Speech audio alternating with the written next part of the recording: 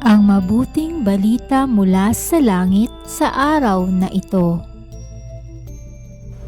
Aleluya, aleluya.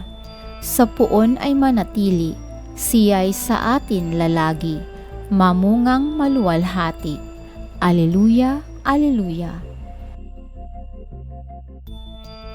Ang mabuting balita ng Panginoon ayon kay San Mateo. Pinupuri ka namin, Panginoong Hesukristo. Noong panahong iyon, sinabi ni Jesus sa kanyang mga alagad, "Mag-ingat kayo sa mga bulaang propeta.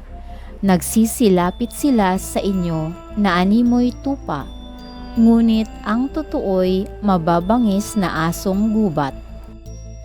Makikilala ninyo sila sa kanilang mga gawa. Napipitas ba ang ubas sa puno ng dawag o ang igos sa puno ng aroma?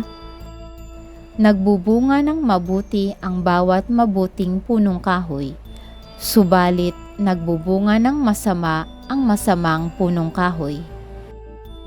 Hindi maaaring magbunga ng masama ang mabuting punong kahoy, ni ng mabuti ang masamang punong kahoy.